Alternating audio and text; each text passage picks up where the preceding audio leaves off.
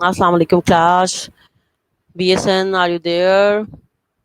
Due to some internet, I think connection problem, we're a bit late. But I hope you guys are there and you're able to hear and audio video is clear.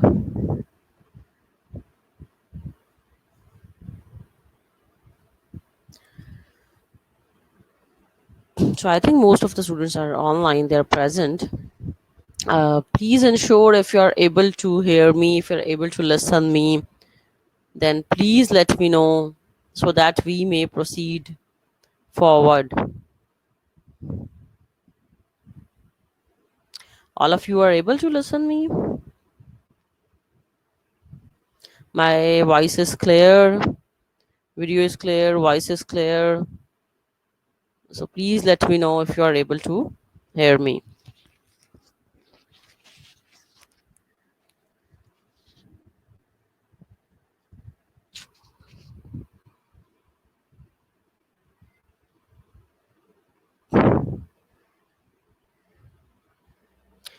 Okay.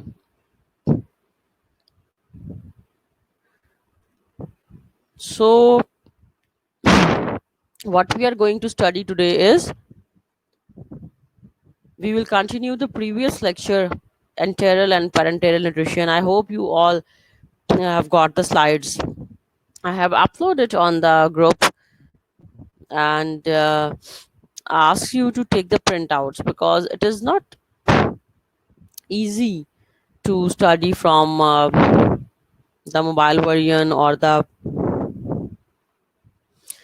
from the soft copy. So it is essential for you to take the printouts. It will make it easier for you to learn it. And we will continue today the previous lecture enteral and parenteral nutritional support, which is one of the very important chapter of the nutrition and which is closely related to clinical aspects of the nursing, because a number of diseases the patient is unable to take the oral diet, or even the patient is unable to tolerate the tube feeding, even the nasogastric tube feeding, and we have to go for the parenteral nutritional support. So these two supports are very very essential, enteral and parenteral nutritional support. I think they have uploaded the hormones, but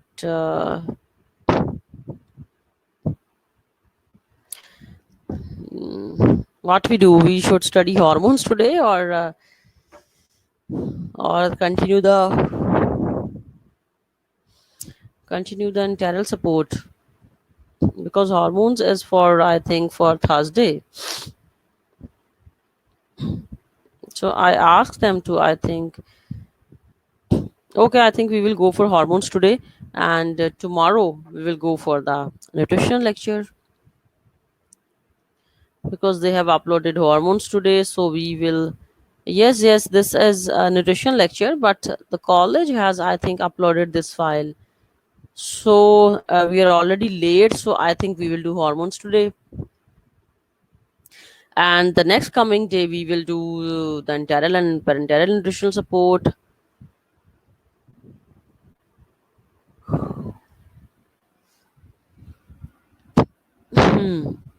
आज upload हो गए हैं hormones, तो I think आज ही कर लेते हैं इसको, because definitely it will take few more minutes if I call them again and to ask them to upload another slide. So already we are late.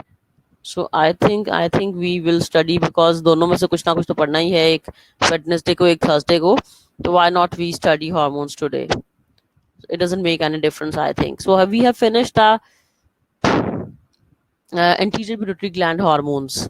I think we have done with the anterior and posterior pituitary gland hormones. There are total 6 hormones, which 6 hormones which are released from the anterior pituitary gland, and there are 2 hormones which are released from the posterior pituitary gland. And I ask you that if there is a question like how many hormones are synthesized in the posterior pituitary gland, कितने बनते हैं posterior pituitary gland में, तो there is no hormone which is synthesized in the posterior pituitary gland. So what is the function of posterior pituitary glands? Basically they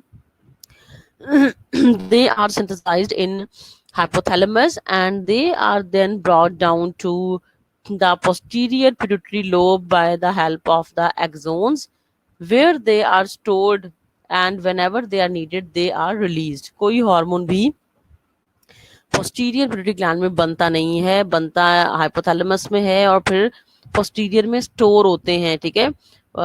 and whenever they are needed they are been released from the posterior pituitary gland. So moving towards the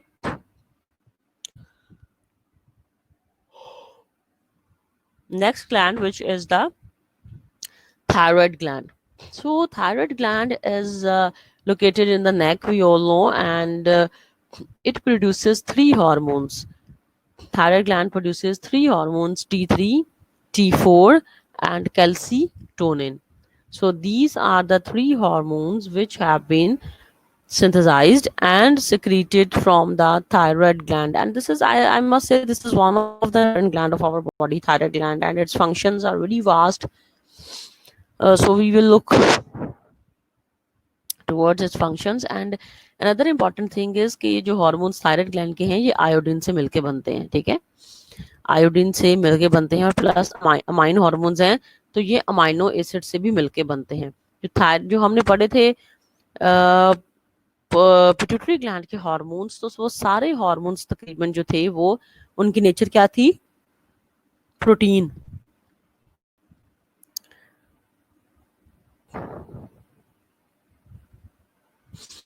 जो pituitary gland के hormones थे they are peptide in nature, ठीक है.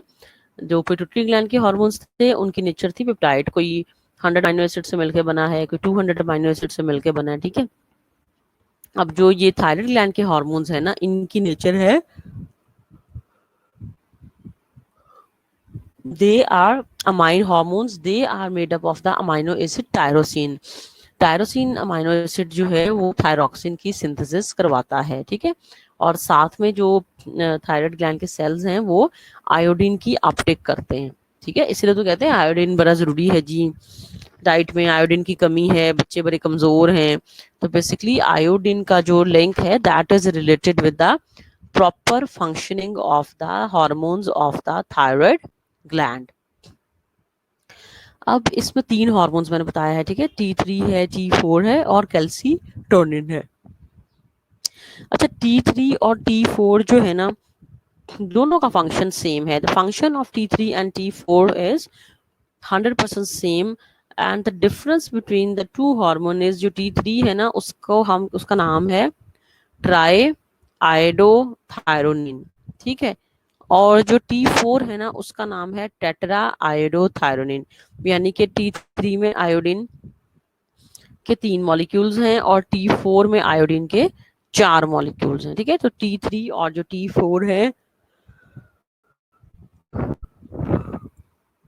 T3 का मतलब है try means 3, ठीक है, ट्राई आयोडोथायरोनिन. और T4 का मतलब है टेट्रा आयोडोथायरोनिन, ठीक है. तो इसको हम T4 को आम लफ्जों में हम थायरोक्सिन भी कहते हैं, ठीक है. अब जो T3 एंड जो T4 है ना, दोनों का फंक्शन सेम है, ठीक है. लेकिन हमारी बॉडी में T3 जो है ना बहुत कम अमाउंट में रिलीज होता है. तो जो मैक्सिमम अमाउंट में हार्मोन जो रिलीज हो रहा होता है ना वो है T4. T4 is the hormone which is release in greater proportion, ठीक है. इसकी कंसंट्रेशन ज्यादा होती है, इसलिए हम थायरोक्सिन के फंक्शंस ही ज्यादा पढ़ते हैं और थायरोक्सिन को ही ज्यादा लेते हैं, ठीक है. तो जो T3 है वो बहुत कम अमाउंट में रिलीज होता है, T4 जो है वो मैक्सिमम अमाउंट में रिलीज होता है हमारी बॉडी में. इसको हम थायरोक्सिन कहते हैं और जनरली हम थायराइड ग्लैंड के हार्मोन को भी फिर थायरोक्सिन से ही रिलेट करते हैं. तीसरा हार्मोन है कैल्सीटोनिन. कैल्सीटोनिन जो है वो नाम से इंडिकेट हो रहा है कि वो कैल्शियम की रेगुलेशन करता है, कैल्शियम की अपटेक करवाता है, ठीक है, बोन्स में कैल्शियम के लेवल को इंक्रीज करता है। अब फंक्शंस क्या हैं? सबसे जो इम्पोर्टेंट फंक्शन है ना T3 और T4 का, that is to maintain the basal metabolic rate of our body. The major function of T3 and T4 is to maintain the basal metabolic rate, यानी कि BMR जो हमारी बॉडी का है ना उसको मेंटेन करता है T3 और T4। अब इसके अलावा BMR को मेंटेन करता है T3 और T4। BMR का मतलब तुम सबको पता है कि the metabolic rate when the body is at rest, ठीक है, जब फिजिकल एक्टिविटी जीरो है, बॉडी कोई काम नहीं कर रही, उसको हम कहते हैं जी बेसल मेटाबॉलिक रेट। अब इसके अलावा क्या फंक्शंस हैं? एक तो ये है कि ये BMR को मेंटेन कर रहे हैं T3 एंड T4। दूसरा फंक्शन ये है कि ऑक्सीजन कंजप्शन को कंट्रोल करता है, वेंटिलेशन रेट को कंट्रोल करता है, ठीक है, जो हीट जो है हीट एंड कोल्ड की हमारी कंडीशंस हैं उसको भी कंट्रोल कर रहा है BMR, ठीक है। तो ऑक्सीजन कंजप्शन, वेंटिलेशन रेट, ठीक है, इसके अलावा बॉडी टेम्परेचर को कंट्रोल कर रहा है BMR, ठीक है। तो ये थायराइड ग्लैंड का हार्मोन थायरॉक्सिन और BMR को कंट्रोल कर रहा है। ये सारे फंक्शंस हैं थायरॉक्सिन हार्मोन्स के। सबसे पहले कंट्रोल मेंटेन कर रहा है BMR, oxygen consumption, ventilation rate, body temperature, ये सारे फंक्शंस हैं थायरॉक्सिन हार्मोन के। इसके अलावा थायरॉक्सिन का फंक्शन ये है कि हमारी जो ब्रेन की जो IQ लेवल है ना, IQ जो हमारा ब्रेन डेवलपमेंट है, जो IQ लेवल है उसको कंट्रोल कर रहा है थायरॉक्सिन हार्मोन, ठीक है। तो इसका मतलब है जो ग्रोथ हार्मोन है वो हमारे ब्रेन की ग्रोथ को कंट्रोल नहीं करता है। जो हमारा IQ लेवल है that has nothing to do with the growth hormone. जो आपका IQ लेवल मेंटेन हो रहा है वो हो रहा है with the help of the thyroxine hormone, ठीक है। ये हैं जी फंक्शंस उसके थायरॉक्सिन हार्मोन के। IQ लेवल को भी कंट्रोल कर रहा है, BMR को भी, वेंटिलेशन रेट को भी, ऑक्सीजन कंजप्शन को भी, बॉडी के टेम्परेचर को भी। कैल्सिटोनिन का काम ये है कि इसने ना आपके ब्लड के कैल्शियम के लेवल को कम करना है। और जो बोन्स में कैल्शियम है ना, क्योंकि बॉडी में देखो calcium is present in two locations. एक तो आपके प्लाज्मा कैल्शियम लेवल है, ठीक है, जो हमारे ब्लड के कैल्शियम लेवल्स होते हैं, और दूसरा हमारी बॉडी में जो कैल्शियम है that is present in our bones, ठीक है। तो जब बोन्स की कैल्शियम लो हो जाती है तो कैल्सिटोनिन ये करता है कि प्लाज्मा कैल्शियम लेवल को रिड्यूस कर देता है, वहां से कैल्शियम को मूव करवाता है और बोन्स में उनकी डेपोजिशन करवाता है, ठीक है। तो deposition of the calcium in the bones from the plasma have been done by the calcitonin hormone. So whenever there is reduce there is low level of the calcium in the bones, then what calcitonin will do? Calcitonin will take the calcium from the plasma and deposit in the bones so that calcium levels of the bones will increase. This is the function of the hormone calcitonin. अब देखो जी इनका जो negative feedback mechanism है, जो मैंने सबसे पहले भी हमने बात की थी कि हार्मोन्स जो हैं उनका नेगेटिव फीडबैक मैकेनिज्म है, रेगुलेशन है, और वो अपनी प्रोडक्शन को खुद कंट्रोल करते हैं, ठीक है। Hypothalamus and the interior pituitary control the secretion of the thyroid hormones through the two negative feedback loops, ठीक है। अब कौन कौन सी लूप्स है नेगेटिव फीडबैक की, ठीक है। सबसे पहले देखो लिखा हुआ है हाइपोथैलेमस। हाइपोथैलेमस से एक हार्मोन रिलीज हो रहा है जिसका नाम है थायराइड रिलीजिंग हार्मोन। ये हार्मोन एक्ट करेगा इंटीरियर पिट्यूटरी ग्लैंड पे, क्योंकि थायराइड रिलीजिंग हार्मोन का फंक्शन ये है कि इसने पिट्यूटरी ग्लैंड से थायराइड स्टिमुलेटिंग हार्मोन की रिलीज करवानी है। I am repeating it again that from hypothalamus there is a hormone which has been releasing, and that hormone is TRH, thyroid releasing hormone. This hormone will act upon the anterior pituitary gland and cause the release of another hormone which is called as TSH, means thyroid stimulating hormone. Now TSH का जो function है वो ये है कि this will act on the thyroid gland and it will cause the release of two hormones. The one is T3 and other is T4.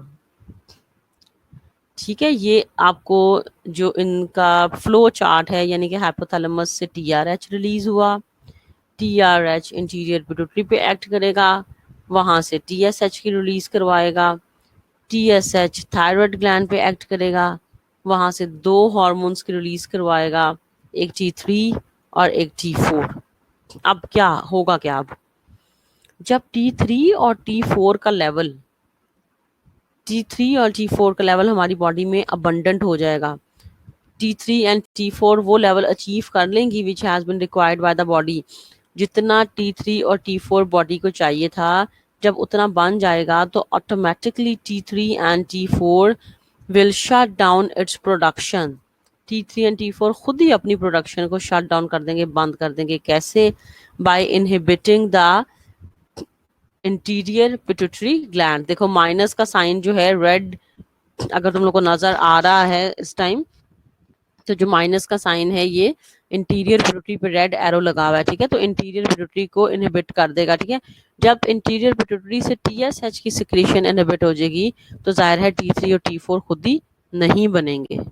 तो एक तो ये दो नेगेटिव लूप्स के थ्रू करता है ना कंट्रोल, एक तो ये नेगेटिव लूप के T3 एंड T4 अपनी प्रोडक्शन को खुद ही बंद कर देंगे, स्टॉप कर देंगे by inhibiting the interior pituitary gland. Interior pituitary gland से टीएसएच की इनहिबिशन को खत्म करवा देंगे, रिड्यूस करा देंगे, ठीक है। इंटीरियर पिट्यूटरी ग्लैंड से टीएसएच की सिक्रीशन को मिनिमाइज करवा देंगे। दूसरा एरो देखो T4 के साथ लगा हुआ है, हाइपोथैलेमस पे जा रहा है, ठीक है। दूसरा तरीका ये है कि ये हाइपोथैलेमस पे एक्ट करेंगे और वहां से टीआरएच की सिक्रीशन को रिड्यूस या मिनिमाइज करवा देंगे या बंद करवा देंगे, ठीक है। जब हाइपोथैलेमस से टीआरएच ही नहीं बनेगा, जब पहला हार्मोन ही नहीं बनेगा, तो ये पूरा फ्लो चार्ट हो जाएगा डिस्टर्ब, पूरा फ्लो चार्ट जो है ना वो स्टॉप हो जाएगा। और इसी तरह से अगर हाइपोथैलेमस से टीआरएच बन भी रहा है लेकिन इंटीरियर पिट्यूटरी से टीएसएच नहीं बन रहा, तो फिर भी क्या होगा कि T3 और T4 हमारी बॉडी में नहीं बनेंगे, ठीक है। इस हम मैकेनिज्म को कहते हैं नेगेटिव फीडबैक मैकेनिज्म, ठीक है जी। आईक्यू लेवल है, बीएमआर है, ऑक्सीजेशन कंजप्शन है, वेंटिलेशन रेट है, ठीक है, और बॉडी टेम्परेचर है, ठीक है। बॉडी टेम्परेचर, ये फंक्शंस हैं। अदीना बॉडी टेम्परेचर को भी कंट्रोल कर रहा है T3 एंड T4। अब ये मैकेनिज्म फंक्शन जो है ना समझ आ गया तुम लोगों को, क्योंकि ये तकरीबन काफी 90% हार्मोन्स का मैकेनिज्म फंक्शन यही है, ठीक है। 90% जो हार्मोन्स हैं वो खुद को इसी तरह से कंट्रोल कर रहे हैं, इसी तरह से रेगुलेट कर रहे हैं, ठीक है। तो these are the basically this is called as negative feedback mechanism. और इस तरह से हार्मोन अपनी प्रोडक्शन को कंट्रोल करते हैं, क्योंकि हार्मोन जब एक दफा रिलीज हो गया तो उसने रुकना भी तो है ना, फिर तो बनता जाएगा। तो excess of everything is bad, ठीक है। हमें तो उतनी जरूरत है जितना हमें चाहिए, तो अगर उससे ज्यादा इंक्रीज हो जाएगा तो definitely it will lead towards some problem. तो दैट्स व्हाई हार्मोन्स को शट डाउन भी होना है, हार्मोन्स को रुकना भी है। हर वक्त हमारी बॉडी में ऐसा नहीं है कि हार्मोन्स बनते जा रहे हैं बनते जा रहे हैं और जो है वो फंक्शन उनका कंटिन्यूस है। डेफिनेटली अगर एक हार्मोन का काम शुगर के लेवल को लो करना है, अगर वो लो करता जाएगा तो आप कैसे एग्जिस्ट करोगे। इसी तरह अगर एक हार्मोन का काम शुगर के लेवल को हाई करना है, वो करता जाएगा तो इस बहुत डेंजरस हो जाएगा काम। So there is a basically limit when desired limit has been reached, when desired levels has been reached, जब desired level पहुंच जाते हैं तो हार्मोन्स अपनी प्रोडक्शन को खुद ही शट डाउन कर देता है। So this pathway, this process is called as negative feedback mechanism. when the hormones control their when the products of the hormones control their own production, ठीक है, तो इस पाथवे को हम कहते हैं नेगेटिव फीडबैक मैकेनिज्म।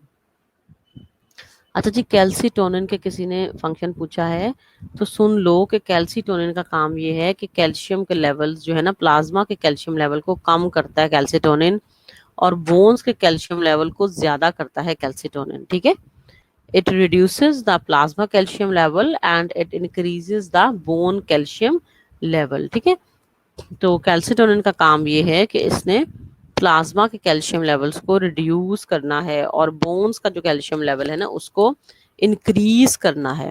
ठीक है, तो this is the function of basically calcitonin hormone. अच्छा, नेगेटिव फीडबैक मैकेनिज्म अगर तुम लोगों को समझ आ गया है,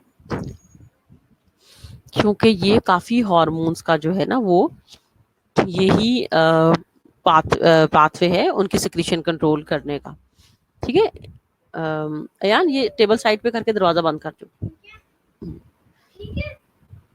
thyroid, the thyroid hormones play the crucial roles in stimulating the metabolism and influencing the development and maturation। ठीक है, थायराइड के हॉर्मोन्स जो हैं वो मेटाबॉलिज्म को स्टिमुलेट करने में काफी हेल्प करते हैं। ठीक है, और डेवलपमेंट और मेचोरेशन में भी हेल्प कर रहे हैं। जिन्होंने जो है एम्फीबियंस की जो है बेसिकली एग्जांपल्स दी हुई है। ठीक है, कि जो थायराइड ग्लैंड के हॉर्मोन्स हैं वो मेटाबॉलिज्म को स्टिमुलेट करने में हेल्प कर रहे हैं। ठीक है, ये तुम लोग चाहे करो ना करो, ठीक है, that is not as, this slide is not as important. ठीक है, हमने बेसिकली जो उसके फंक्शंस है ना जितने कर लिए हैं ना, दैट इज इनफ। अब थायराइड ग्लैंड के साथ ही जो है ना basically there are 4 small parathyroid glands which are attached to the thyroid. ठीक है, थायराइड ग्लैंड के साथ ही जो है ना 4 पैराथायराइड ग्लैंड्स होती हैं जो येलो कलर में इन्होंने शो की हुई है। ठीक है, थायराइड ग्लैंड के साथ ही 4 स्मॉल पैराथायराइड ग्लैंड्स होती हैं बेसिकली। ठीक है, चारों ये जो ग्लैंड्स है ना स्मॉल पैराथायराइड ग्लैंड्स, ये एक ही हार्मोन सिक्रीट करती हैं। ठीक है, these 4 parathyroid glands secretes one hormone which is called as parathormone। parathormone, these 4 parathyroid glands secrete one hormone which is called as parathormone। और पैराथॉर्मोन का कम फंक्शन ये है कि it regulates the levels of the calcium in the blood. मैंने बात की थी ना कि कैल्सीटोनिन क्या कर रहा है, कैल्सीटोनिन ने प्लाज्मा यानी कि ब्लड के कैल्शियम लेवल को कम करना है, और पैराथायराइड ग्लैंड का जो हार्मोन है ना पैराथॉर्मोन, उसने प्लाज्मा कैल्शियम लेवल को इंक्रीज करना है। जब हमारी बॉडी का देखो जैसे शुगर की वो ग्लूकोज की है ना ब्लड ग्लूकोज लेवल के, शुगर का लेवल इतना होना चाहिए, इसी तरह से हमारी बॉडी में कैल्शियम का भी लेवल है। ठीक है, कि आपके ब्लड में कैल्शियम इतना होना चाहिए, देखो 4 मिलीग्राम सपोज ब्लड में कैल्शियम होना चाहिए। तो जब ये 4 से कम हो जाएगा ना प्लाज्मा कैल्शियम लेवल, आप लोग मिल्क प्रोडक्ट्स या आप लोग जो है कैल्शियम वाली चीजें इस्तेमाल नहीं करोगे, जब आपका कैल्शियम लेवल कम है, तो फिर क्या होगा कि हमारी बॉडी में पैरा हार्मोन बोन्स से यानी कि आपकी हड्डियों से कैल्शियम को मूव करवाएगा प्लाज्मा में, ताकि प्लाज्मा के कैल्शियम लेवल्स मेंटेन हो सकें। और जब प्लाज्मा में कैल्शियम लेवल ज्यादा हो जाएंगे तो फिर क्या होगा, बोन्स में जब कम हो जाएंगे, फिर कैल्सीटोनिन हार्मोन क्या करेगा कि ब्लड से कैल्शियम को मूव कराएगा और बोन्स का कैल्शियम लेवल इंक्रीज करवाएगा। ठीक है, तो इस तरह से ये दोनों हार्मोन्स एंटागोनिस्टिकली एक्ट करते हैं, यानी कि एक दूसरे के ऑपोजिट एक्ट करते हैं। पैराथॉर्मोन हार्मोन जो पैराथायराइड ग्लैंड का हार्मोन है, और calcitonin hormone both act antagonistically with each other। Essential that calcium is kept within narrow limits for muscle contraction including the heart। ठीक है, तो कैल्शियम जो पैराथॉर्मोन है ये प्लाज्मा के कैल्शियम लेवल को इंक्रीज करवा रहा है, लेकिन ऐसा है कि कैल्शियम के जो लेवल्स हैं ना वो लिमिट्स में ही होने चाहिए, ताकि आप, क्योंकि हमें पता है कि कैल्शियम मस्कुलर कंट्रैक्शन में भी रोल प्ले कर रहा है। ठीक है, हार्ट की, इसका मतलब हार्ट के मसल्स की कंट्रैक्शन में भी कैल्शियम रोल प्ले कर रहा है। नर्व इम्पल्स की ट्रांसमिशन में भी जो है ना ये रोल प्ले कर रहा है। इसके अलावा जो नहीं ये जो है इलेक्ट्रिक सिग्नल्स वगैरह हार्ट को पास होते हैं, उसकी उसकी ट्रांसमिशन में भी रोल प्ले कर रहा है। और इसके अलावा सेकेंडरी मैसेंजर के तौर पे भी कैल्शियम एक्ट करता है, ठीक है। और बोन्स के लिए बड़ा ज्यादा जरूरी है, हम सबको पता है। तो कैल्शियम के लेवल्स जो है ना वो मेंटेन होने चाहिए। तो ये दोनों हार्मोन्स जो है ना वो कैल्शियम के लेवल्स को मेंटेन करने में बेसिकली हेल्प करते हैं।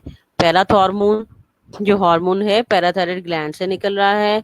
4 पैराथायराइड ग्लैंड्स हैं जो कि एक ही हार्मोन को रिलीज करवा रही है जिसका नाम है parathormone.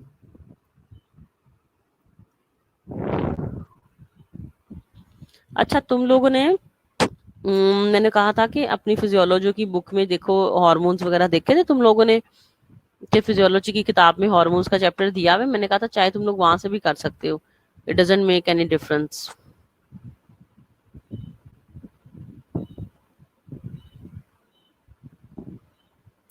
Have you seen your physiologically book, physiology जो बुक है?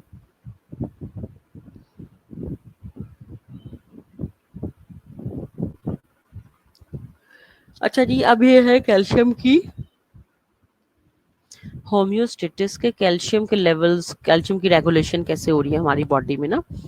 This diagram is basically explaining कि कैल्शियम के लेवल्स जो है ना वो देखो 10 मिलीग्राम पर 100 ml होना चाहिए। हमारा ब्लड का कैल्शियम लेवल होना चाहिए 10 मिलीग्राम पर 100 ml, ठीक है। जब ब्लड में 10 मिलीग्राम से कम कैल्शियम होगी, ठीक है, तो उसमें फिर क्या होगा कि आपकी बोन्स से जो कैल्शियम है ना वो आपके ब्लड में जाएगी। बोन से कैल्शियम, देखो ये बोन्स हड्डी एक बनी हुई है डायग्राम में देखो, ठीक है, जो निचला हिस्सा डायग्राम का उसमें। तो बोन्स की कैल्शियम जो है ना ये ब्लड कैल्शियम लेवल को मेंटेन करने में हेल्प कर रही है, ठीक है। और जब कैल्शियम के levels falling, stimulus falling blood calcium levels, ठीक है, जब कैल्शियम के लेवल्स कम हो जाएंगे तो फिर क्या होगा कि पैराथॉर्मोन हार्मोन कैल्शियम की अपटेक बाय किडनी इंक्रीज करवाएगा, कि किडनी से जो है ना कैल्शियम का लॉस जो है ना बॉडी से वो कम हो, क्योंकि किडनी आपका फिल्टर प्लांट है ना, बॉडी से न्यूट्रिएंट्स को बाहर भी तो निकालता है ना। तो जब कैल्शियम के प्लाज्मा लेवल्स कम होंगे तो देखो नीचे किडनी की डायग्राम बनाई हुई है कि पैराथॉर्मोन हार्मोन जो क्या करेगा, किडनी पे एक्ट करेगा कि to stimulate the uptake of the calcium, ठीक है, कि कैल्शियम की अपटेक इंक्रीज हो जाए। और इसके अलावा विटामिन डी की भी एब्जॉर्प्शन ये करवाएगा, ठीक है, कैल्शियम और विटामिन डी की। और इसके अलावा इंटेस्टाइन में भी जो है ना कैल्शियम की अपटेक को इंक्रीज करवाएगा, इंटेस्टाइन से भी, कि जो आप चीजें खा रहे हो कैल्शियम वाली तो मैक्सिमम एब्जॉर्ब हो, रीअब्जॉर्ब हो, ठीक है। और फिर ब्लड कैल्शियम लेवल्स जो है ना वो एक नॉर्मल जो जितना उसका पॉइंट है उस पर वो आ जाए। इस तरह जो अपर वाली डायग्राम है वो ये बता रही है कि जब आपके प्लाज्मा के कैल्शियम लेवल्स ज्यादा हैं तो फिर आपका कौन सा हार्मोन एक्टिव होगा, फिर होगा कैल्सिटोनिन एक्टिव। जब प्लाज्मा का में कैल्शियम ज्यादा है, ब्लड में कैल्शियम ज्यादा है, तो फिर जो हार्मोन एक्टिव होगा वो है कैल्सिटोनिन, ठीक है। और ये क्या करेगा, ये बोन्स में से ये क्या करेगा, ये प्लाज्मा में से कैल्शियम को डेपोजिट करवाएगा बोन्स में से, और किडनी से जो कैल्शियम की अपटेक है उसको कम कर देगा, डिक्रीज कर देगा, ताकि प्लाज्मा के कैल्शियम लेवल्स लिमिट पे आ जाएं, ठीक है। तो ये कैल्शियम की होमोस्टेसिस की डायग्राम जो है उसमें यही दोनों हार्मोन्स का बेसिकली बताया हुआ है कि पैराथायराइड हार्मोन और जो कैल्सिटोनिन हार्मोन है दोनों एक दूसरे के एंटागोनिस्टिकली एक्ट कर रहे हैं, यानी कि एक दूसरे के ऑपोजिट एक्ट कर रहे हैं। और जो कैल्शियम के होम्योस्टेसिस है उसको मेंटेन करने में हेल्प कर रहे हैं, ठीक है। तो ये डायग्राम बड़ा अच्छा एक्सप्लेन कर रही है कि देखो प्लाज्मा के जब कैल्शियम लेवल्स कम हैं, अगर प्लाज्मा में कैल्शियम कम है फिर कौन सा हार्मोन एक्टिव होगा, फिर पैराथायराइड एक्टिव होगा। ब्लड में अगर कैल्शियम का लेवल कम है तो ब्लड में अगर कैल्शियम का लेवल कम है तो पैराथायराइड हार्मोन क्या करेगा,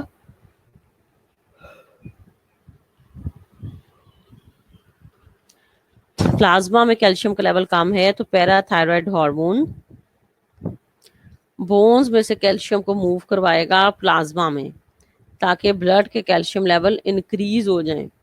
इसके अलावा किडनी से जो कैल्शियम का लॉस हो रहा है, जो बॉडी से निकल रहा है वेस्ट प्रोडक्ट के तौर पे, उसको भी डिक्रीज करवाएगा ताकि प्लाज्मा के कैल्शियम लेवल इंक्रीज हो जाए, ठीक है।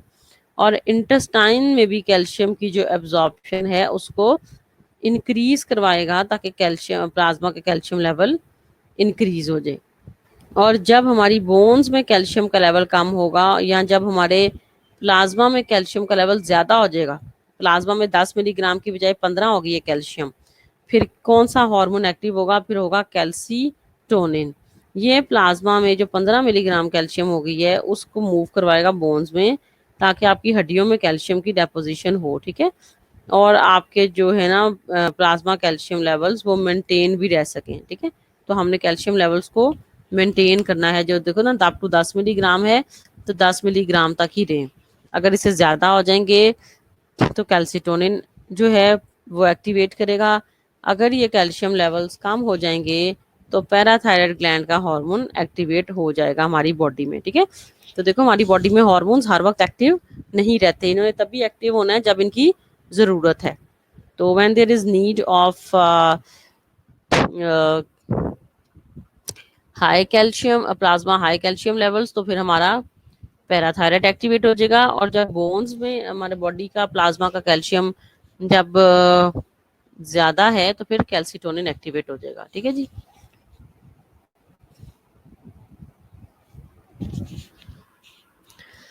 Calcitonin secreted by the thyroid gland stimulates the calcium deposition in the bones and secretion by the kidneys, thus lowering the blood calcium levels, ठीक है।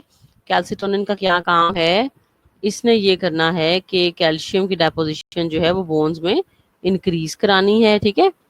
और किडनी से भी उसकी सिक्रीशन करानी है कैल्शियम की ताकि प्लाज्मा के कैल्शियम लेवल क्या हो जाए? कम हो जाए, ठीक है। ये ज्यादा भी हो जाए ना कैल्शियम के लेवल्स तो वो भी खतरनाक है, बॉडी में कैल्शियम के स्टोन्स बनना शुरू हो जाएंगे। और जो पैराथायराइड हार्मोन है ना, ये क्या करता है? इसका ऑपोजिट इफेक्ट होता है, ठीक है। ये कैल्शियम के लेवल्स को इंक्रीज करता है। Also has an indirect effect stimulating the kidneys to activate the vitamin D which promotes the intestinal uptake of calcium from the food। Parathyroid hormone का एक और फंक्शन ये भी है कि ये विटामिन डी की भी जो एब्जॉर्प्शन है ना उसको इंक्रीज करवाता है, ठीक है। कि किडनी से जो है ना विटामिन डी वो ज्यादा एब्जॉर्ब हो सके, ठीक है। और इसके अलावा इंटेस्टाइन में भी जो है ना इंटेस्टाइनल जो अपटेक है कैल्शियम की, कि जो हमारा फूड है ना जब वो मेटाबलाइज हो रहा होता है जब इंटेस्टाइन में, तो इंटेस्टाइन से कैल्शियम की जो अपटेक है ना वो इंक्रीज हो जाए, यानी कि खाने में जितना भी कैल्शियम है ना मैक्सिमम आपको मिल जाए, कैल्शियम कोई आपका लॉस ना हो, ठीक है। दुबना बतूल बोन्स उन्हीं लोगों की वीक होती हैं जो कैल्शियम लेते नहीं डाइट में। अगर आप डाइट में ज्यादा ले रहे हो तो फिर आपको जो है ना वो क्या होगा? अगर डाइट में कैल्शियम लेते हो तो प्लाज्मा के कैल्शियम लेवल बढ़ जाएंगे ना। प्लाज्मा का कैल्शियम लेवल जब ज्यादा होगा तो कैल्सीटोनिन प्लाज्मा से कैल्शियम को हड्डियों में इकट्ठा करेगा। लेकिन अगर प्लाज्मा का ही कैल्शियम नहीं सही तो बोन्स में कैल्शियम कहाँ से जाएगा?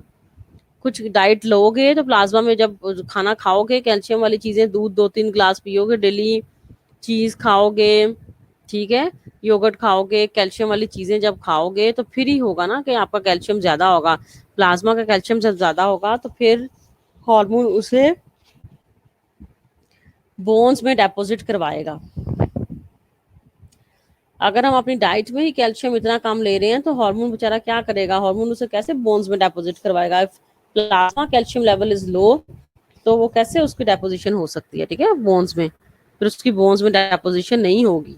तो हमने ये रखना है कि हमारा प्लाज्मा का जो ब्लड का कैल्शियम लेवल्स है उसकी लिमिट जैसे 10 मिलीग्राम है तो 10 तक मेंटेन रहे, ठीक है।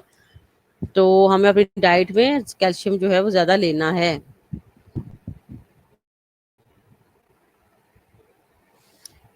इसके बाद जी जो ग्लैंड है which this is the adrenal gland, ठीक है। एड्रीनल ग्लैंड तुम लोगों ने ग्लैंड्स वगैरह सारी वैसे पढ़ी तो हुई हैं।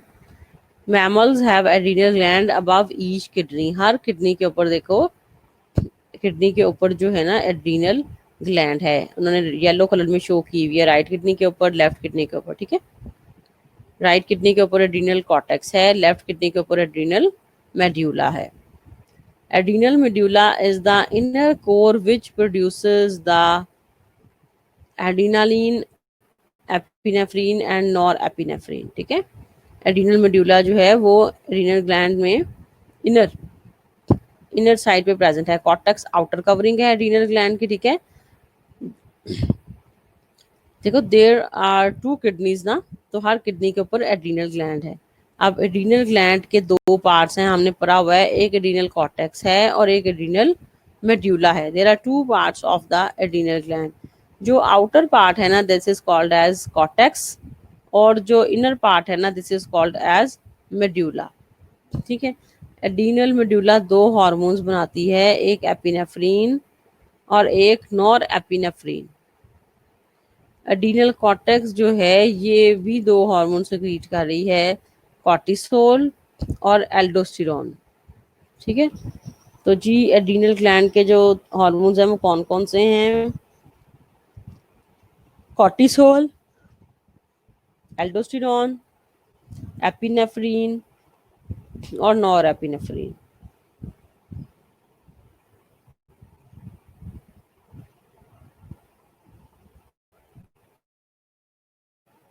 Adrenal medulla releases the epinephrine and norepinephrine in times of the stress. जो एपिनेफ्रीन और नॉर एपिनेफ्रीन है, ये मैंने पहले भी बताया था कि ये हमारे सिंपैथेटिक नर्वस सिस्टम के हार्मोन्स हैं, और ये हमारी स्ट्रेस की, एंगर की, जॉय की, एक्साइटमेंट की, हैप्पीनेस की सारी सिचुएशंस को कंट्रोल करते हैं, ठीक है। Identical to the effects of the sympathetic nervous system but longer lasting, ठीक है। Accelerated heartbeat, increased blood pressure, high levels of blood sugar and increased blood flow to the heart and lungs, ये function है epinephrine और nor epinephrine के, ठीक है। तो epinephrine और नॉर एपिनेफ्रीन एक तो सिंपैथेटिक नर्वस सिस्टम को बूस्ट करते हैं, सिंपैथेटिक नर्वस सिस्टम के हार्मोन्स हैं, ठीक है। फेयर और फ्राइड की सिचुएशंस में, स्पेसिफिक सिचुएशंस में ये रिलीज होते हैं। इसके अलावा ये हार्ट बीट को भी इंक्रीज कर रहे हैं, ठीक है, ब्लड प्रेशर को भी इंक्रीज कर रहे हैं। इसके अलावा जो ब्लड फ्लो है हार्ट को, लंग्स को जो खून जा रहा है उसको भी इंक्रीज कर रहे हैं ये hormones.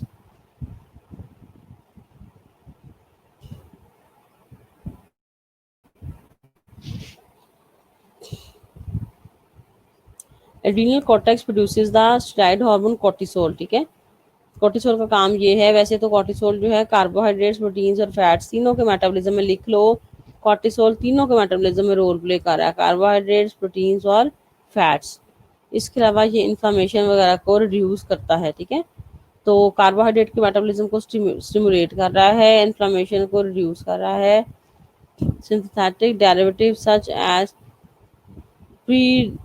prednisone are used as the anti inflammatory agent, क्योंकि जो हार्मोन जो है as a anti inflammatory agent भी काम करता है।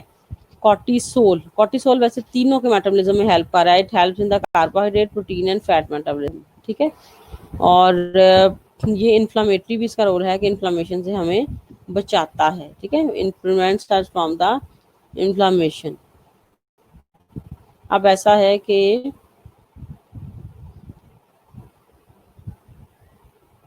हम जल्दी से एक अदद ब्रेक करते हैं, ठीक है। So we are going for the 10 minutes break, class we are going for the 10 minutes break and I will be back after 10 minutes, I will be back। 10 minute की ब्रेक, इसके बाद मैं मिल रही हूँ तुम लोगों से।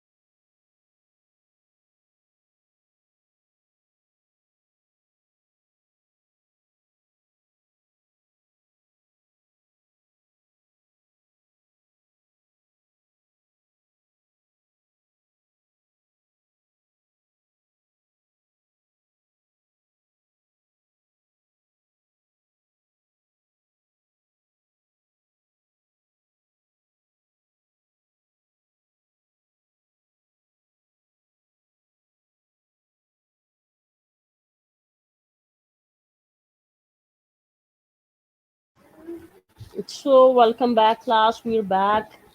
We are back after the break of 10 minutes.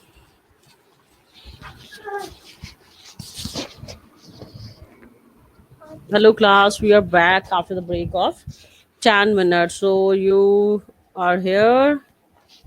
सब मौजूद हैं अपनी अपनी नशिस्तों पे.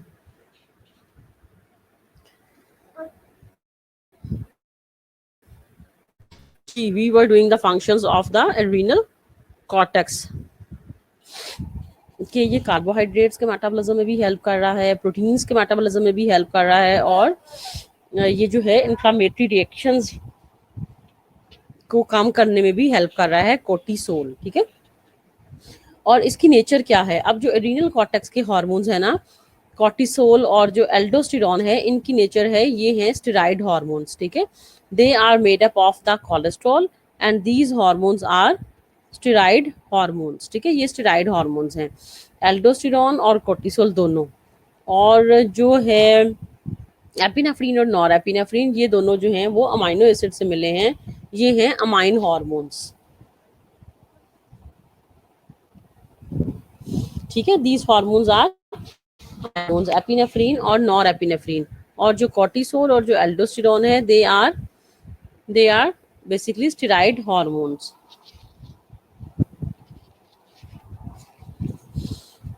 अच्छा जी, इसके बाद ये है कि adrenal cortex also produces aldosterone. Aldosterone acts in the kidney to promote the uptake of the sodium and other salts from the urine, and these salts are important in the nerve conduction. Aldosterone and PTH are the two hormones essential for survival. अब aldosterone का काम ये है कि इसने sodium की Uptake करवानी है. ठीक है. सोडियम की एब्जॉर्प्शन और री एब्जॉर्प्शन करवानी है. सोडियम तुम सबको पता है हमारा इंपॉर्टेंट जो है वो आयन है बॉडी का. ठीक है. और ढेर सारे इसके फंक्शन हैं. तो सोडियम की और दूसरे सॉल्ट्स की अपटेक करवाते हैं, and the salts are very important. ठीक है. आयन चैनल्स जो हैं उनकी परमेबिलिटी को मेंटेन रखने के लिए सोडियम बड़ा इंपॉर्टेंट है. फिर सोडियम जो है तुम लोग देखो कि ब्लड प्रेशर को भी मेंटेन करने के लिए बड़ा इंपॉर्टेंट है. ठीक है. तो जो सॉल्ट्स हैं इनके भी हमारी बॉडी में ढेर सारे फंक्शंस हैं. तो एल्डोस्टेरॉन का फंक्शन ये है कि इसने सोडियम की जो अपटेक है उसको इंक्रीज करवाना है, और बॉडी से जो सोडियम का लॉस है ना उसको डिक्रीज करवाना है. ठीक है. So that the loss of the sodium from the body has been reduced. ठीक है. उसको कम करवाना है. और पैराथायराइड का तो काम तुम लोगों को पता है कि बॉडी के इंपॉर्टेंट सॉल्ट है. ठीक है. और सर्वाइवल के लिए बड़े ज्यादा इंपॉर्टेंट है. ठीक है. क्योंकि कैल्शियम जो है वो हार्ट मसल्स के सिग्नल्स की ट्रांसमिशन में भी बड़ा इंपॉर्टेंट रोल प्ले कर रहा है ना. तो कैल्शियम और sodium, these are the two important salts which are very much important for the survival. इसके बाद जी पेनक्रियाज. पेनक्रियाज जो है जी ये हम सबको पता है कि स्टमक के पीछे होती है ग्लैंड. ठीक है. और इसमें से दो इसमें सेल्स होते हैं और जो आइलाइट्स ऑफ लैंगरहैंस हैं ये क्या करते हैं, ये I am just checking, that's why मैं इसको नेक्स्ट नेक्स्ट नेक्स्ट कर रही हूँ. ठीक है जी. आइलेट्स ऑफ लैंगरहैंस जो हैं ये इसमें दो तरह के सेल्स होते हैं, एक अल्फा सेल्स और एक बीटा सेल्स. ठीक है. तो जो अल्फा सेल्स हैं वो ग्लूकागॉन हार्मोन की रिलीज करवाते हैं, और जो बीटा सेल्स हैं वो इंसुलिन की बेसिकली रिलीज करवाते हैं. तो पेनक्रियास के जो हार्मोन्स हैं they are also very important hormones, जो कि बड़ा इनका रोल बहुत ज़्यादा इंपॉर्टेंट है. क्योंकि जाहिर है ग्लूकोज के लेवल जो हार्मोन मेंटेन करेगा, glucose is also very important metabolite of our body का बहुत इंपॉर्टेंट मेटाबोलाइट है ग्लूकोज. तो उसके लेवल्स भी जो हार्मोन मेंटेन करेगा that is also the important hormone. It secretes the digestive enzymes into the digestive tract. ठीक है. पेनक्रियास का एक तो ये काम है कि इससे जो है ना वो एंजाइम्स रिलीज होते हैं. लीजा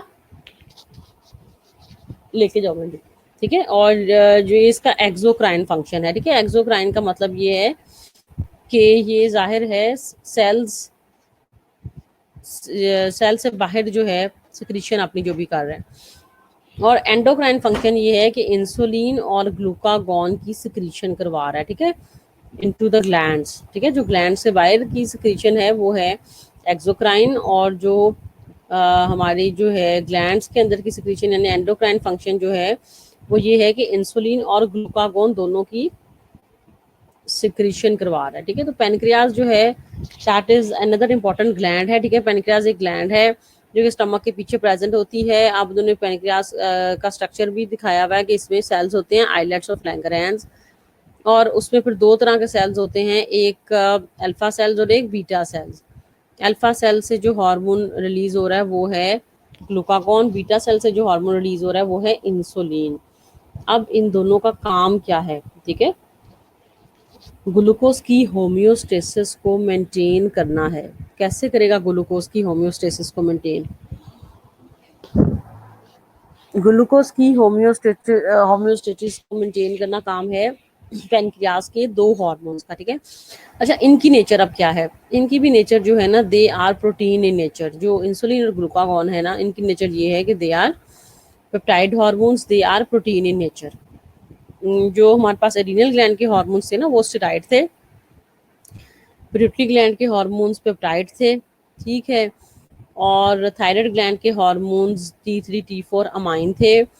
और जो अब हम पेनक्रियाज के हार्मोन्स पढ़ रहे हैं ये इनकी नेचर ये है कि they are the peptide hormones. The islets of Langerhans in the pancreas secrete insulin and glucagon. Insulin का काम ये है कि it removes the glucose from the blood, यानी कि ब्लड शुगर लेवल को कम करती है insulin. And glucagon returns the glucose into the blood. Glucagon blood के ग्लूकोज लेवल्स को क्या करती है? इंक्रीज करती है, ठीक है। तो ग्लूकोज के लेवल्स जो हार्मोन इंक्रीज कर रहा है जो आपके ब्लड में ग्लूकोज, तुम सबको पता है कि कितनी होनी चाहिए ब्लड में ग्लूकोज, ठीक है ना, फास्टिंग और रैंडम, यानी कि हमारी 100 से 120 मिलीग्राम पर डेसीलीटर तक हमारे ब्लड में ग्लूकोज होनी चाहिए, 100 टू 120 मिलीग्राम पर डेसीलीटर। तो अगर इससे ग्लूकोज कम होगी, 100 से कम हो जाएगी, जब आपकी ब्लड ग्लूकोज लेवल जो है ना, वैसे तो 60 से जब कम होती है तो उसको हम कहते हैं हाइपोग्लाइसेमिक स्टेट, यानी कि बहुत ज़्यादा शुगर लो होगी, जो डेंजर स्टेट जिसको हम कहते हैं। हाइपोग्लाइसेमिया तब होता है जब 60 से ग्लूकोज कम हो जाए। जब 60 से ग्लूकोज कम हो जाएगी तो बॉडी में कौन सा हार्मोन एक्टिव होगा? बॉडी में जो हार्मोन एक्टिव होगा वो है ग्लूकागॉन। वो फौरन से ब्लड ग्लूकोज लेवल को इंक्रीज कराएगा। कैसे कराएगा इस पे अभी हम बात करते हैं। और जब हमारी बॉडी की ब्लड ग्लूकोज 120 तक है, नॉर्मल लेवल्स 120 से ज़्यादा हो जाती है, ठीक है, या 120 नहीं तो चलो 130 से ज़्यादा हो जाती है, तो फिर कौन सा हार्मोन एक्टिवेट होगा? फिर होगा इंसुलिन, जो कि हमारी बॉडी में ग्लूकोज के लेवल को कम करवाता है, ठीक है। अब उन्होंने ग्लूकोज का होम्योस्टेसिस जो है ना, जिस तरह से कैल्शियम का था ना, that is also very important, इसी तरह से उन्होंने ग्लूकोज का होम्योस्टेसिस दिया हुआ है, ठीक है, कि ग्लूकोज कैसे काम ज्यादा, ये दोनों हार्मोन्स देखो, इंसुलिन ने ग्लूकोज को काम करवाना है, कैसे करवाएगी? ग्लूकागॉन ने ग्लूकोज के लेवल्स को इंक्रीज करवाना है, कैसे करवाएगी? Definitely there are certain pathways in our body जो कि इसमें हेल्प आउट करेंगे। तो सबसे पहले तुम लोग देखो कि इंसुलिन क्या काम कर रहा है, ठीक है। डायग्राम में ऊपर लिखा हुआ है इंसुलिन, ठीक है। तो इंसुलिन का काम ये है कि इंसुलिन ने ग्लूकोज के लेवल को कम करवाना है। आप ये कैसे कम करवाएगी? इंसुलिन का काम ये है, body cells take up more glucose. Insulin cells को मजबूर करेगी कि as a source of energy वो ग्लूकोज को ही यूज करें, ठीक है। It increases the uptake of glucose by the cells for the source of energy. Cells protein को भी यूज कर सकते हैं एनर्जी के लिए, फैट्स को भी कर सकते हैं, बट इंसुलिन का काम ये है कि इसने जो ग्लूकोज का अपटेक है ना बाय सेल्स वो करवाना है इंक्रीज, ठीक है। क्योंकि इंसुलिन ने ब्लड के ग्लूकोज लेवल को कम करना है ना, तो जब cells for the source of energy glucose को यूज करने लगेंगे तो खुद ही ब्लड में जो ग्लूकोज का लेवल है वो क्या हो जाएगा? कम हो जाएगा, ठीक है। इसके अलावा इंसुलिन ये करेगी कि लिवर में ग्लूकोज की जो स्टोरेज है इन द फॉर्म ऑफ ग्लाइकोजिन उसको भी इंक्रीज कराएगी, ठीक है। इंसुलिन का काम ये है कि इसने जो अवेलेबल ग्लूकोज है ना हमारी बॉडी में उसको स्टोर करवा देना है ग्लाइकोजिन में। जब आपका ग्लूकोज ग्लाइकोजिन में स्टोर हो गया इसका मतलब कि आपके ब्लड ग्लूकोज लेवल्स जो हैं वो कम हो गए, ठीक है। तो इंसुलिन का फंक्शन ये है कि इसने ब्लड ग्लूकोज लेवल्स को रिड्यूस करना है, डिक्रीज करना है। कैसे करिए? सबसे पहले कि it increases the uptake of glucose by cells, के cells as a source of energy glucose को ही यूज करें। ठीक है, तो सेल्स के अंदर जो अपटेक है, सेल्स जो ग्लूकोज को यूज कर रहे हैं उसको इंक्रीज करवाएगी। दूसरा इसका काम ये है कि लिवर में जो अवेलेबल ग्लूकोज, जो ज़्यादा ग्लूकोज हमारी बॉडी में है, उसको स्टोर करवा देगी इन the form of glycogen in the liver. ठीक है, ये दो काम है। अब इसके अलावा एक और काम भी है कि जो हमारी बॉडी में ग्लूकोनियोजेनेसिस का प्रोसेस हो रहा है, यानी कि नए ग्लूकोज का बनना, उसको इंक्रीज कराएगी इंसुलिन का डिक्रीज। इंसुलिन ग्लूकोनियोजेनेसिस का प्रोसेस को डिक्रीज करवाएगी। ठीक है, ग्लूकोनियोजेनेसिस जो है वो डिक्रीज होगा तो आप यानी कि नई ग्लूकोज बॉडी में नहीं बनेगी तो ब्लड ग्लूकोज लेवल्स कम रहेंगे।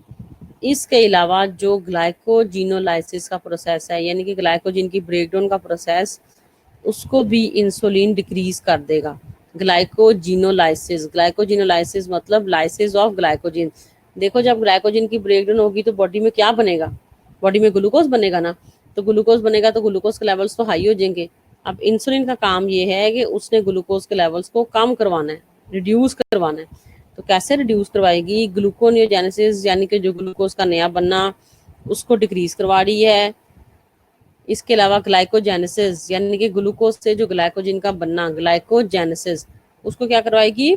इंक्रीज करवाएगी, जाके बॉडी में ग्लूकोज ग्लाइकोजिन में चेंज हो जाए और ग्लूकोज के लेवल्स कम हो जाए। इसके अलावा ग्लाइकोजिनोलाइसिस को क्या करेगी? रिड्यूस कर देगी, यानी कि ग्लाइकोजिनोलाइसिस यानी कि ग्लाइकोजिन की ब्रेकडाउन को मिनिमाइज कर देगी इंसुलिन के। कम ग्लाइकोजिन टूटे, अगर ग्लाइकोजिन टूटेगी बॉडी में तो ग्लूकोज ही बनना है ना, तो ग्लूकोज बन गया तो ब्लड के ग्लूकोज के लेवल्स हाई हो जाएंगे। तो insulin is maintaining the glucose homeostasis in these ways. ठीक है, by increasing the uptake of glucose by cells, by converting the excessive glucose into glycogen and storing it in the liver। ठीक है, by decreasing the process of gluconeogenesis, by decreasing the process of glycogenolysis and by increasing the process of glycogenesis, यानी कि glycogen का बनना, उसको increase करता है। ठीक है, अब इन तरीकों से ग्लूकोज जो है ना आपकी बॉडी में इंसुलिन मेंटेन कर रहा है। अब ग्लूकागोन का काम ये है, क्या है? ग्लूकागोन का काम जाहिर है इससे रिवर्स, इससे ऑपोजिट। ठीक है, the function of glucagon is opposite to that of the function of the insulin. Glucagon का काम ये है कि अब उसने जो है ना, क्योंकि ग्लूकोज के लेवल को इंक्रीज कराना है, तो जितना बॉडी में ग्लूकोज स्टोर हुआ है ना ग्लाइकोजिन में, उसको दोबारा कन्वर्ट करवाएगा ग्लूकोज में। ठीक है, conversion back of the glycogen into glucose has been done by the hormone glucagon, कि जो बॉडी में स्टोर ग्लाइकोजिन है ना वो ग्लूकोज में चेंज हो जाए ताकि ग्लूकोज के जो प्लाज्मा लेवल्स हैं वो बढ़ जाएं। इसके अलावा जो ग्लूकोनियोजेनेसिस का प्रोसेस होता है हमारी बॉडी में, उसको भी इंक्रीज कराता है ग्लूकागोन। ठीक है, इसके अलावा जो ग्लाइकोजिनोलाइसिस का प्रोसेस है ना, उसको भी इंक्रीज कराएगा ग्लूकागोन, कि ग्लाइकोजिन ब्रेक हो जाए, ग्लूकोज बन जाए, ग्लूकोनियोजेनेसिस यानी कि नया ग्लूकोज बनना शुरू हो जाए। और जो ग्लाइकोलिसिस का प्रोसेस है ना, यानी कि ग्लूकोज की ब्रेकडाउन, उसको ये डिक्रीज कराएगा ग्लूकागोन हार्मोन। ठीक है, कि ग्लूकोज ब्रेक ना हो बल्कि ग्लूकोज जो है ग्लाइकोलाइसिस का प्रोसेस ना हो, ताकि ग्लूकोज के प्लाज्मा लेवल्स जो हैं वो मेंटेन रहे। ठीक है, अब इन तरीकों से ग्लूकोज का लेवल्स जो है ना हमारी बॉडी में मेंटेन रहता है। ठीक है, तो हार्मोन्स का काम, वैसे भी हार्मोन्स जो हैं वो बॉडी के रेगुलेटरी सिस्टम में हेल्प करते हैं। ठीक है, बॉडी की रेगुलेशन में हेल्प करते हैं।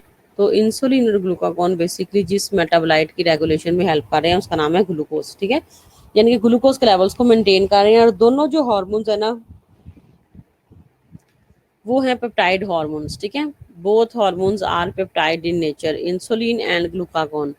इंसुलिन ने ग्लूकोज के लेवल को कम करना है, ग्लूकागोन ने ग्लूकोज के लेवल को ज्यादा करना है। लेकिन एक ही टाइम पे ऐसा नहीं होता है, ऐसा नहीं है कि एक ही टाइम पे दोनों हार्मोन्स ला रहे हैं, एक काम कर रहा है एक ज्यादा कर रहा है। This is wrong. दोनों हार्मोन्स क्या कर रहे हैं? दोनों हार्मोन्स तब रिलीज होंगे जब उन्हें जरूरत होगी। Insulin is released when it is needed, glucagon is released when it is needed. तो इंसुलिन बॉडी में मौजूद है, ग्लूकागोन भी मौजूद है, दोनों एक्टिव कब होंगे? जब ग्लूकोज का लेवल कम हो जाएगा प्लाज्मा का, तो ऑटोमेटिकली हमारी बॉडी में क्या होगा, ऑटोमेटिकली ग्लूकागोन एक्टिवेट हो जाएगा ताकि ये ग्लूकोज के लेवल को इंक्रीज करा सके। ठीक है। और जब ग्लूकोज का लेवल ज्यादा होगा तो फिर क्या होगा, फिर इंसुलिन एक्टिवेट हो जाएगा ताकि ये ग्लूकोज के लेवल को डिक्रीज करवा सके। ठीक है। लेकिन अगर इन हार्मोन्स की डेफिशिएंसी हो जाए, कि बॉडी में ये जो हार्मोन है इसकी डेफिशिएंसी हो, तो फिर क्या होगा, फिर जाहिर है कि आपका ग्लूकोज का लेवल मेंटेन नहीं रहेगा और एक डिजीज हो जाएगी जिसको हम कहते हैं डायबिटीज मेलाइटस। अच्छा, हमने जो है ना वो कॉर्टिसोल की डिजीज नहीं पढ़ी, कुशिंग सिंड्रोम और एडिसन्स डिजीज, ये एड्रीनल कॉर्टेक्स के हार्मोन्स की डिजीजेज है। मैं दोबारा लिख देती हूँ इधर, कुशिंग सिंड्रोम, मुझे याद आ गया है, कुशिंग सिंड्रोम या कुशिंग डिजीज भी हम इसको कहते हैं। ठीक है, कुशिंग सिंड्रोम और जो है ना वो एडिसन डिजीज, ये है, ये हमने नहीं की, ये बेसिकली है, इस स्लाइड्स में नहीं था, ये है बेसिकली कॉर्टेक्स की डिजीजेज हैं। ठीक है, कॉर्टेक्स की डेफिशिएंसी या ओवर एफिशिएंसी से होती है। ठीक है, डेफिशिएंसी या ओवर सिक्रीशन। ठीक है, तो कुशिंग सिंड्रोम मेरे ख्याल में ओवर सिक्रीशन से हो रहा है, एडिसन डिजीज बेसिकली डेफिशिएंसी से हो रही है। ठीक है, तो ये दो डिजीजेस हैं, कुशिंग सिंड्रोम और Addison disease, which are related to the adrenal cortex. ठीक है, और जो एल्डोस्टेरोन है उसकी अगर डेफिशिएंसी हो जाएगी तो फिर क्या होगा,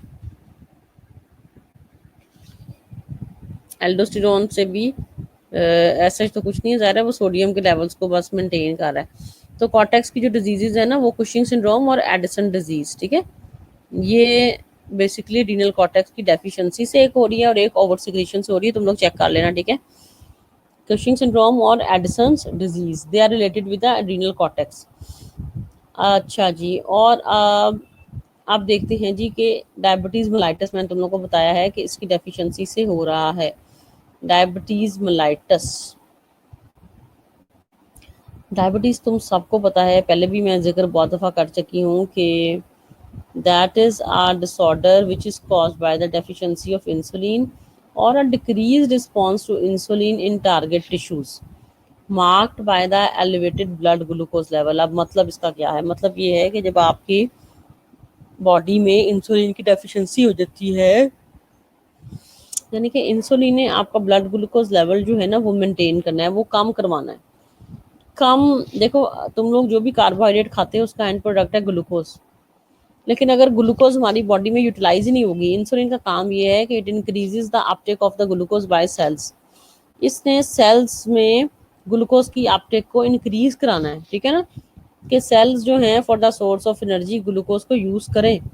अगर हमारे सेल्स एनर्जी के लिए ग्लूकोज को यूज नहीं करेंगे तो ग्लूकोज तो वहीं पड़ी रहेगी, अगर बॉडी में ग्लूकोज यूटिलाइज नहीं होगी, ग्लूकोज वहीं पड़ी रहेगी, तो क्या नुकसान है इसका, इसका नुकसान ये है कि आपका ब्लड का ग्लूकोज लेवल तो बढ़ जाएगा।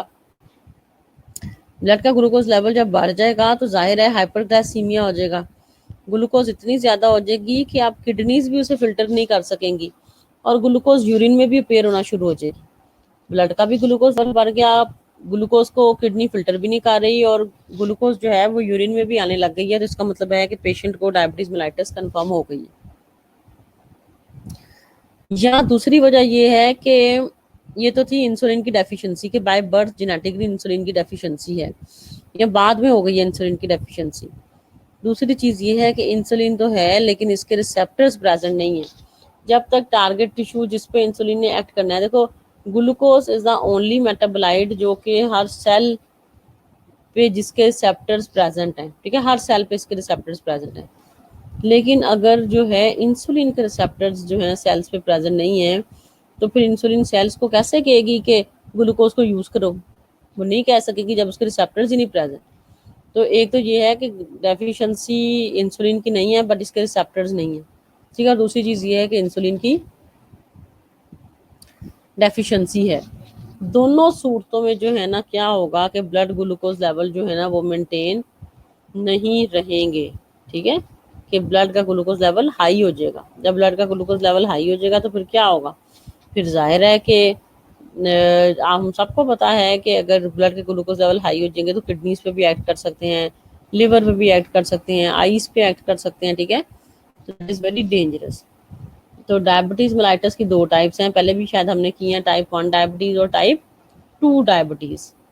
टाइप 1 डायबिटीज को हम इंसुलिन डिपेंडेंट भी कहते हैं, टाइप 2 को हम नॉन इंसुलिन डिपेंडेंट भी कहते हैं।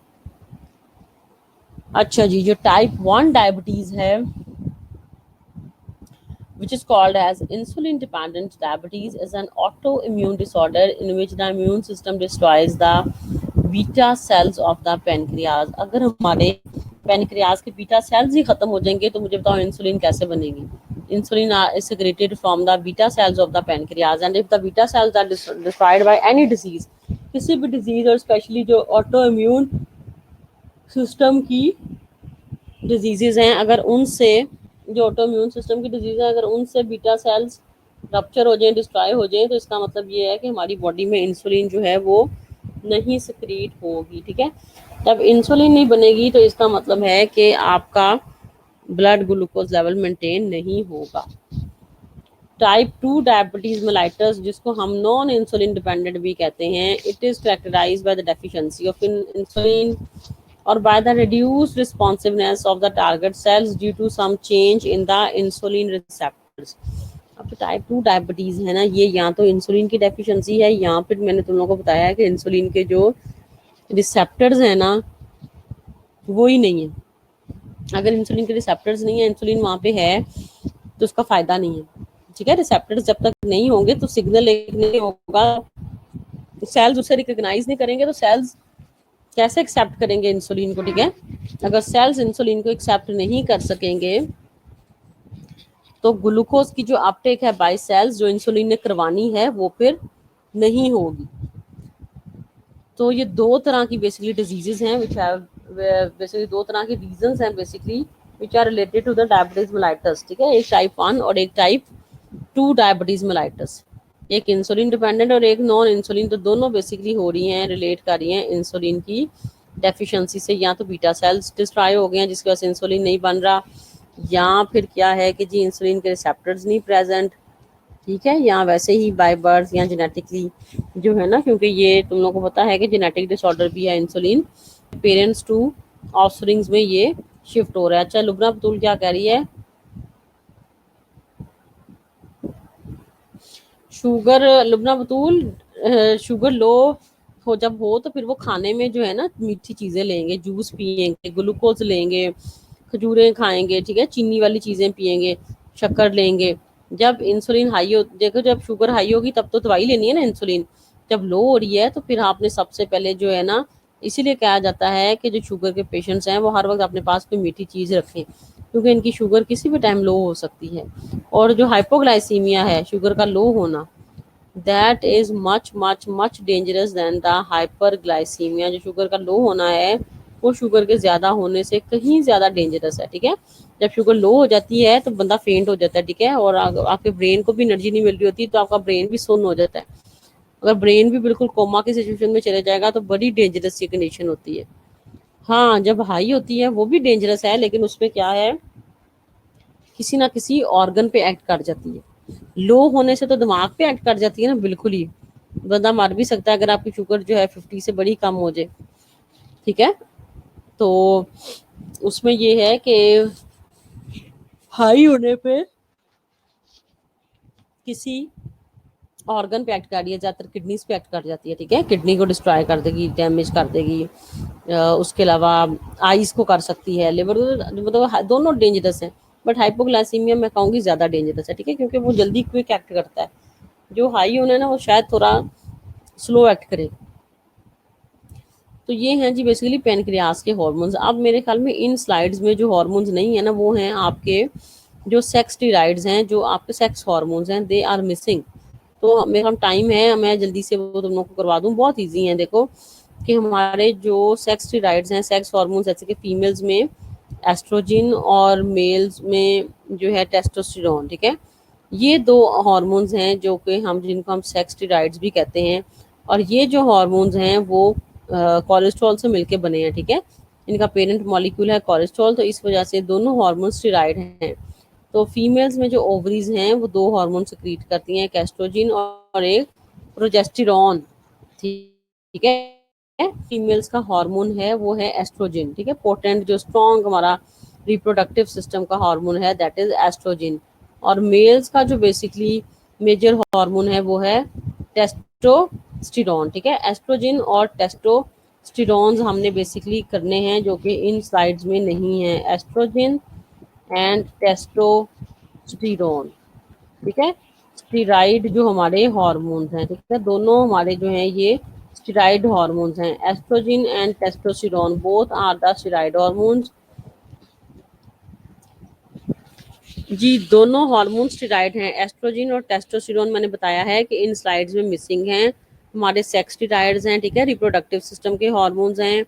फीमेल्स में ओवरीज जो हैं वो एस्ट्रोजन सिक्रीट करती हैं। मेल्स में जो टेस्टिस हैं वो टेस्टोस्टेरोन सिक्रीट करते हैं। दोनों हार्मोन्स की नेचर ये है कि दोनों स्टेरॉइड हैं, मतलब ये कि ये कोलेस्ट्रॉल से बने हुए हैं। इनका जो पेरेंट मॉलिक्यूल था वो था कोलेस्ट्रॉल, ठीक है। तो दोनों हार्मोन्स की नेचर है स्टेरॉइड, ठीक है। हम पढ़ रहे हैं ना कि तीन तरह की नेचर है हार्मोन्स की, या तो पेप्टाइड होते हैं या अमाइन होते हैं या स्टेरॉइड होते हैं। तो एस्ट्रोजन प्रोजेस्टेरोन जो हैं वो दोनों स्टेरॉइड हार्मोन्स हैं। हिरा जफर मेरे ख्याल में तुम्हारे वो आवाज़ का मसला हल हो गया होगा, नहीं तो रिकनेक्ट कर लो। ठीक है जी। तो ये जो हमारे सेक्स स्टेरॉइड्स हैं एस्ट्रोजन और प्रोजेस्टेरोन और टेस्टोस्टेरोन, ये आपके रिप्रोडक्टिव सिस्टम के हार्मोन्स हैं। ये लाइफ के लिए तो इम्पॉर्टेंट नहीं है but they are very important for the reproduction, ठीक है। So these hormones are important for the reproductive system, estrogen, progesterone and testosterone. तो फीमेल्स में जो ओवरीज हार्मोन सिक्रीट करती हैं that is the basically estrogen. Basically मैंने पहले भी तुम लोग को बताया था कि फीमेल्स में भी टेस्टोस्टेरोन ही रिलीज होता है and then there are certain cells which convert the testosterone into the estrogen. अब इनके फंक्शंस क्या हैं, एस्ट्रोजन और प्रोजेस्टेरोन के फंक्शंस क्या हैं बेसिकली, ठीक है। तो एस्ट्रोजन के जो फंक्शंस हैं ना, बेसिकली मैं लिख भी रही हूँ। एस्ट्रोजन के फंक्शंस ये हैं कि जितनी हमारी सेकेंडरी जो आपकी सेक्सुअल करेक्टरिस्टिक्स है ना, उनको बेसिकली कंट्रोल करता है एस्ट्रोजन हार्मोन या जो दूसरा है टेस्टोस्टेरोन हार्मोन, ठीक है। सेकेंडरी सेक्सुअल करेक्टरिस्टिक्स, ठीक है, उनको कंट्रोल करता है आपका हार्मोन जो है एस्ट्रोजन। अब सेकेंडरी सेक्सुअल करेक्टरिस्टिक्स कौन कौन सी हैं, ठीक है। फीमेल्स में जैसे कि जो है ना इंक्रीज ऑफ ब्रेस्ट साइज, ठीक है, फीमेल्स में जो है वो है। इसके अलावा जो है increase in the growth of pubic और एक्सिलरी हेयर्स, ठीक है, प्यूबिक एंड एक्सिलरी हेयर्स इनकी, क्योंकि मैं लिख रही हूँ इसलिए कि तुम लोग भी इससे देख सकते हो, ठीक है।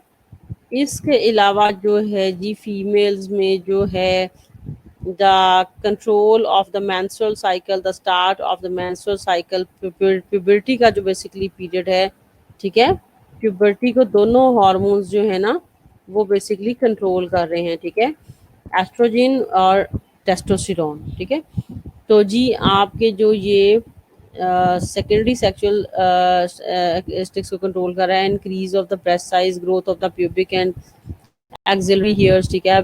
इन जो आपका स्टार्ट है मेंस्ट्रुअल साइकिल का वो control, start and definitely every month cycle, ठीक है, उसको एस्ट्रोजन कंट्रोल कर रहा है। इसके अलावा अगर तो फर्टिलाइजेशन हो जाती है तो फीमेल्स में जो है ना सक्सेसफुल प्रेगनेंसी को भी कंट्रोल कर रहा है एस्ट्रोजन एंड प्रोजेस्टेरोन, ठीक है। Fertilisation occurs and it also controls the basically successful pregnancy.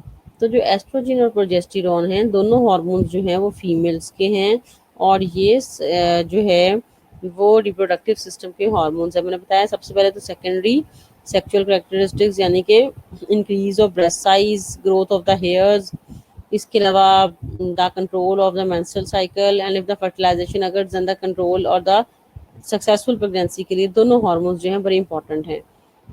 इसी तरह से जो है ना जी वो मेल्स में दोनों हार्मोन्स क्या कर रहे हैं कि मेल्स में दोनों नहीं, मेल्स में तो टेस्टोस्टेरोन एक ही है ना, तो मेल्स में टेस्टोस्टेरोन भी क्या कर रहा है कि जो फिजिक जो बेसिकली आपकी ब्रॉड शोल्डर्स वगैरह होते हैं, ठीक है, उसको कंट्रोल कर रहा है टेस्टोस्टेरोन। इसके अलावा मेल्स में भी growth of the axillary and pubic hairs, puberty, का जो स्टार्ट है उसको कंट्रोल कर रहा है। मेल्स में भी टेस्टोस्टेरोन यानी कि स्पर्म्स की जो प्रोडक्शन है उसको कंट्रोल कर रहा है, उसको इंक्रीज कर रहा है टेस्टोस्टेरोन हार्मोन। ठीक है सॉरी।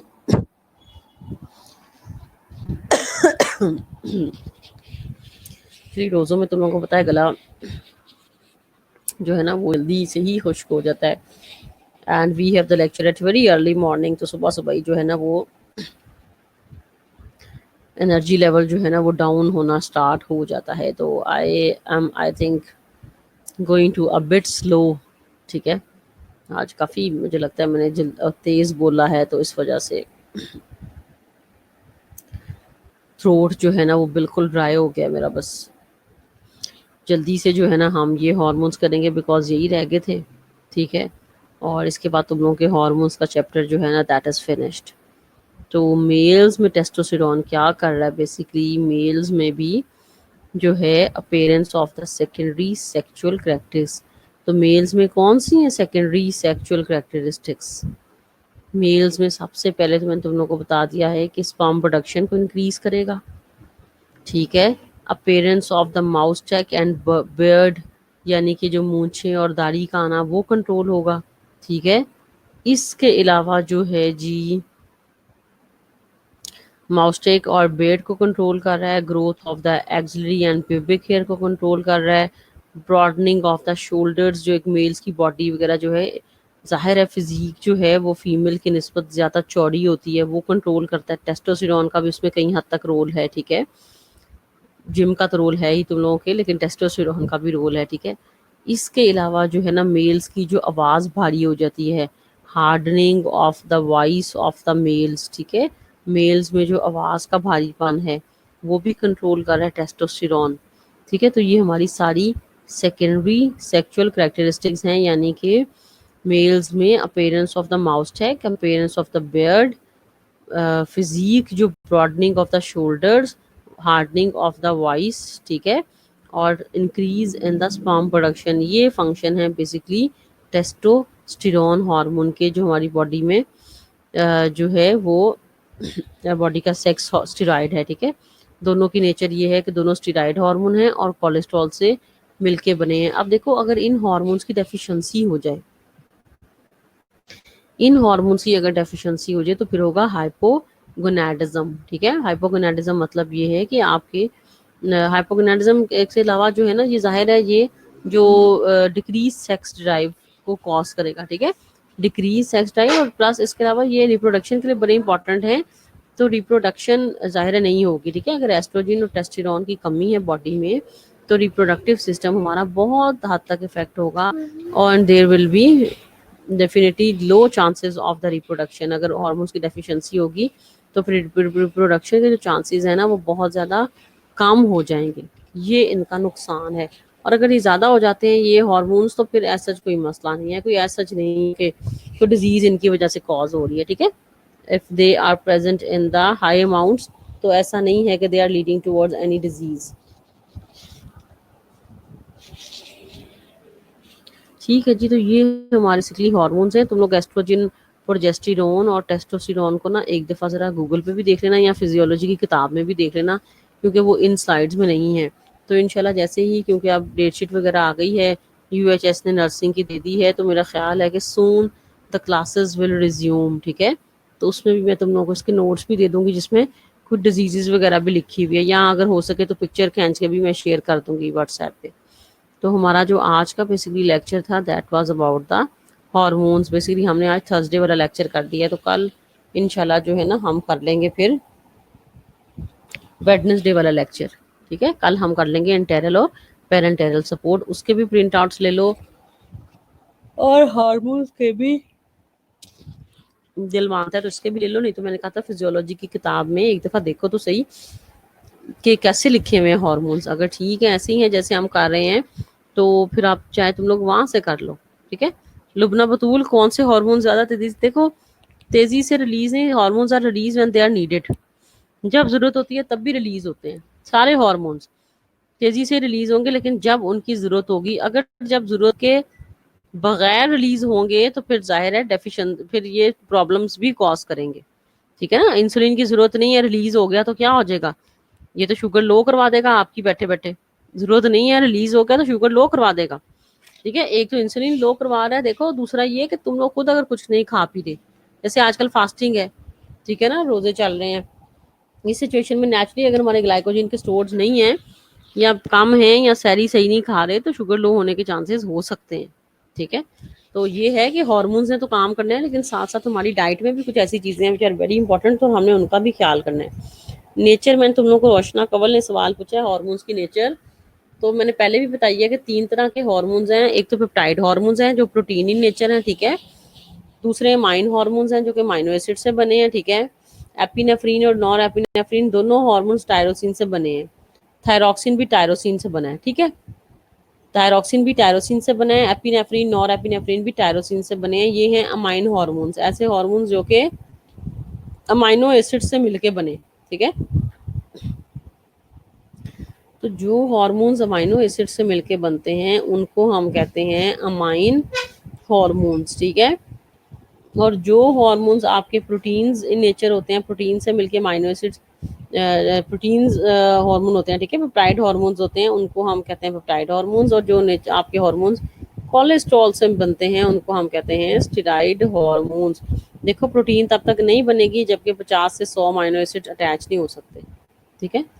अगर कोई हार्मोन एक या दो अमाइनो एसिड से बन रहा है तो उसको तो हम फिर अमाइन हार्मोन ही कहेंगे ना। और अगर किसी हार्मोन में 150 अमाइनो एसिड्स हैं तो फिर हम उसे कहेंगे ये एक पेप्टाइड या एक प्रोटीन हार्मोन है, ठीक है। तो हार्मोन्स की 3 तरह की नेचर है, पेप्टाइड, अमाइन और स्टेरॉइड, ये याद रखनी है नेचर ऑफ द हार्मोन्स। इसके अलावा वाई हार्मोन्स आर रिलीज, जो मैंने शुरू में तुम लोगों को बताया था कि हार्मोन्स क्यों रिलीज होते हैं हमारी बॉडी में। इसके अलावा mechanism of action of the hormones के 3 तरह का मैकेनिज्म, 3 तरह का मैकेनिज्म ऑफ एक्शन है हार्मोन्स का, ठीक है। We have done with these initial slides, ठीक है। सब ने, तुम लोगों ने वो जो इनिशियल स्लाइड्स हैं वो पढ़नी है, ठीक है। हार्मोन्स क्यों रिलीज होते हैं, मैं बताया था कि बॉडी में कोई ना कोई मेटाबोलाइट कोई स्टिमुलस देता है जिसकी वजह से रिलीज होते हैं। एक हार्मोन रिलीज होता है तो साथ में दूसरे की भी रिलीज का बाइस बनता है, जैसे कि पिट्यूटरी ग्लैंड के हार्मोन्स, ठीक है।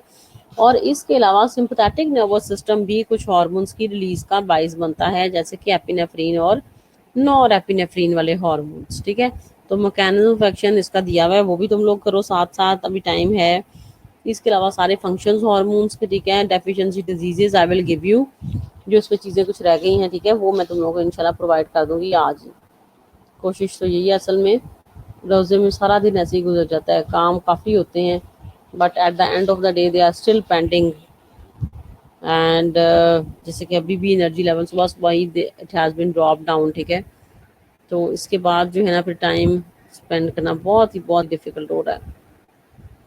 तो जी ये हमारा था हार्मोन्स का चैप्टर। कोई इसमें प्रॉब्लम है, कोई तुम लोग को मसला है, यू कैन आस्क, ठीक है। ऐसा है कि जाके पढ़ो इसको, पढ़ने के बाद ही मुझे पूछ सकोगे ना। अगर तैयारी नहीं करोगे, अगर देखोगे नहीं स्लाइड था क्या, फिर मुझसे पूछोगे क्या। So ji, that was about that today's lecture. Any questions? Your questions are warmly welcome, ठीक है। If you have any questions तो आराम से तुम लोग जो है ना वो पूछ सकते हो।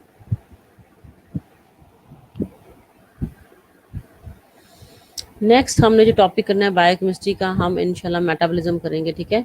ग्लूकोज मेटाबॉलिज्म यानी कि कार्बोहाइड्रेट मेटाबॉलिज्म का चैप्टर जो है, वैसे तो थोड़ा बोर्ड पे समझाने वाला है, but we will do in the next lecture carbohydrates metabolism and also from the book of the instant biochemistry.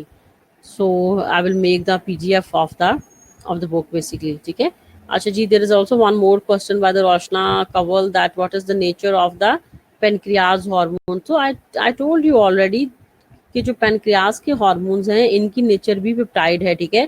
So there are two hormones which are released from the pancreas, one is insulin and another is glucagon. दोनों की nature जो है वो है peptide, ठीक है। और जो स्टेरॉइड हार्मोन्स हैं भाई, वो जाहिर है they are lipid, they are made up of cholesterol ना, इसीलिए हम उनको स्टेरॉइड कह रहे हैं। जो स्टेरॉइड हार्मोन्स हैं they are made up of cholesterol, that's why name is steroid, because body का जो इम्पोर्टेंट स्टेरॉइड है वो है कोलेस्ट्रॉल।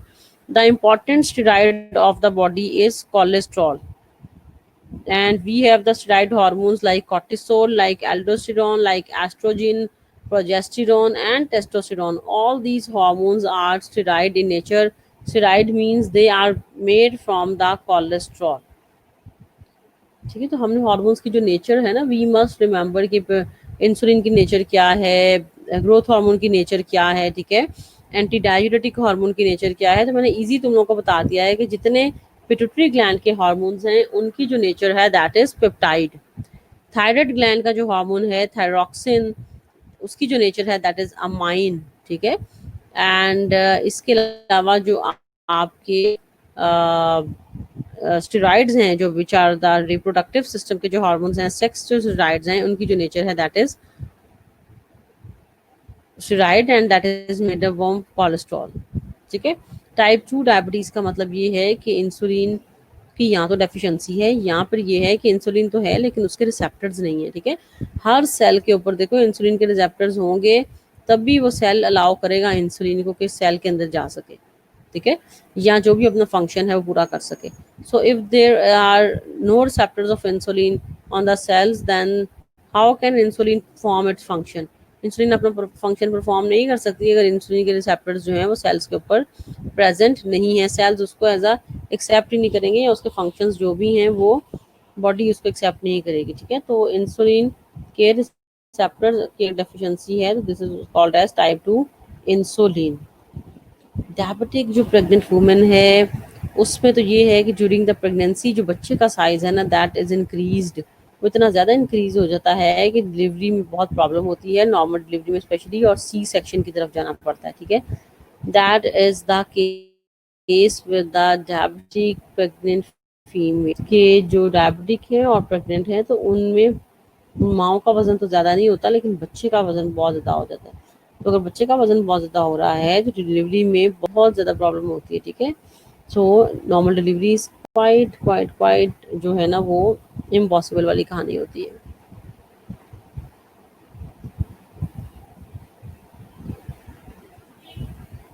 जी निम्रा का क्वेश्चन है which things are decrease and increase in the role of insulin and glucagon. देखो देखो इंसुलिन जो है जब शुगर कम होगी तब उसने हमारी बॉडी में रिलीज होना है, ठीक है। Glucose when glucose is low, मैं लिख भी रही हूँ, ठीक है, कि when glucose is low then then glucagon is released in our body, then glucagon hormone is released in our body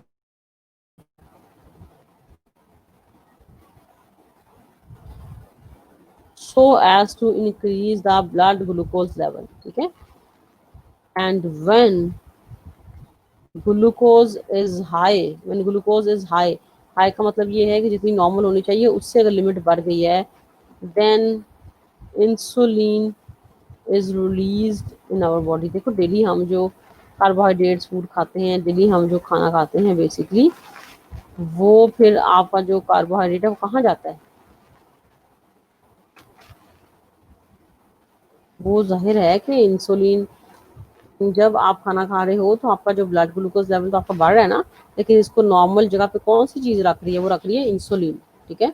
और जब आजकल जैसे फास्टिंग की सिचुएशंस हैं इसमें blood glucose is lowering down, ठीक है, ब्लड ग्लूकोज लो हो रहा है तो हमारा जो अवेलेबल स्टोर है जो ग्लूकोज का ग्लाइकोजन की फॉर्म में, तो हमारे स्टोर्स काम आ रहे हैं कि ग्लाइकोजन दोबारा चेंज हो रही है ग्लूकोज में और हमें एनर्जी दे रही है, ठीक है। दिस इज द रीजन कि हम जो है इतना लंबा रोजा जो है बर्दाश्त कर सकते हैं बेसिकली। तो जी this was all about the today's lecture, ठीक है। और भी किसी के क्वेश्चंस हैं तो वो इजीली पूछ सकते हैं।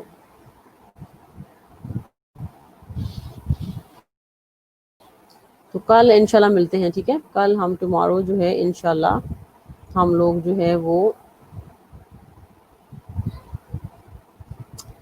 अच्छा जी, ग्लाइकोजेनेसिस लिखा है स्पेलिंग्स निम्रा कोई mistake I think. Glycogenesis and glycogenolysis कब डिक्रीज और इंक्रीज होते हैं, ठीक है। जी मैं बता देती हूँ निम्रा के जो ग्लाइकोजेनेसिस है इसका मतलब है ग्लाइकोजेनेसिस मींस ग्लाइकोजन की सिंथेसिस, ठीक है। तो ग्लाइकोजन की सिंथेसिस कब होगी, जब इंसुलिन ज्यादा होगी कि कम होगी, ठीक है, जब आपकी बॉडी में ऑलरेडी अगर इंसुलिन है, ग्लाइकोजेनेसिस का मतलब है ग्लाइकोजन का बनना। ग्लाइकोजन तब बनेगी जब जो है आपके ब्लड ग्लूकोज लेवल हाई है, ग्लूकोज इतनी ज़्यादा है कि उसको स्टोर करना पड़ रहा है, ठीक है, तो तब होगा ग्लाइकोजेनेसिस वाला प्रोसेस कि अवेलेबल जो एक्सेस ग्लूकोज है that has been stored in the form of glycogen. Excess जो ग्लूकोज है हमारी बॉडी की वो ग्लाइकोजन में स्टोर हो जाए, ठीक है, that is called as glycogenesis. और ग्लाइकोजिनोलाइसिस का मतलब ये है कि आपकी जो है ना ग्लाइकोजन का ब्रेक होना, ठीक है। तो ग्लाइकोजन कब ब्रेक होगी? ग्लाइकोजन ब्रेक होकर हमें देना क्या है? When glycogen is broken down तो इट विल गिव ग्लूकोज, ठीक है। तो ग्लाइकोजन जब ब्रेक होगी तो we will get the glucose. और जो ग्लूकोज है basically when glycogen will be break, then definitely with the help of the certain enzymes we will get the glucose, and that is under the situations of the hypoglycemia। ठीक है, तो is it clear कि glycogenesis का process कब होगा और glycogenolysis का process कब होगा? ठीक है, तो both of these processes are related with the levels of the plasma levels of the blood glucose। ठीक है, when the plasma levels of glucose are low, जब ग्लूकोज कम होगी तो हमारी बॉडी में कौन सा प्रोसेस एक्टिवेट होगा? हमारी बॉडी में ग्लाइकोजिनोलाइसिस का प्रोसेस जो है दैट विल बी एक्टिवेटेड, ठीक है। And when the glucose level is high then glycogenesis is activated, ठीक है, ग्लाइकोजन का बनना, so that the available glucose is stored in the form of the glycogen. जो एक्सेस ग्लूकोज है वो glycogen की फॉर्म में स्टोर हो जाए। So these are the basically two pathways which are related with the availability of the plasma glucose in our blood in our body। ठीक है, और दोनों इंसुलिन और ग्लूकागॉन दोनों के अगर एबनॉर्मल लेवल्स हैं तो दोनों से एक ही डिजीज हो रही है which is called as the diabetes mellitus. ठीक है, insulin and glucagon both of these hormones are basically referring towards a disease which is called as diabetes mellitus। I think this will be clear to you, Nimra। I have given the answer of your question। अदीना का question भी आया है, basically type 1 और type 2 diabetes हम पहले भी basically कर चुके हैं, ठीक है। जो टाइप 1 और जो टाइप 2 डायबिटीज है, type 1 is by the auto immune disease, ठीक है, and that is genetic. Type 1 जो डायबिटीज है इसको हम जेनेटिक भी कहते हैं, ऑटो इम्यून डिजीज की वजह से हो रही है, ठीक है। और टाइप 2 है that normally appears after the age of the 40 years basically, ठीक है, जिसको हम एडल्ट डायबिटीज भी कहते हैं। और जो टाइप 1 है that is also called as the juvenile diabetes. So your time is going to over, and inshallah we will come tomorrow again with the lecture of the nutrition। enteral और parenteral nutritional support का जो है वो इंशाल्लाह कल हम करेंगे। और मेक श्योर कि तुम लोग अपनी स्लाइड्स के जो प्रिंट आउट्स हैं वो ले लो, that is very much important, ताकि तुम लोग उसको स्टडी कर सको easily. So for today from my side I am signing off, and खुदा हाफिज़।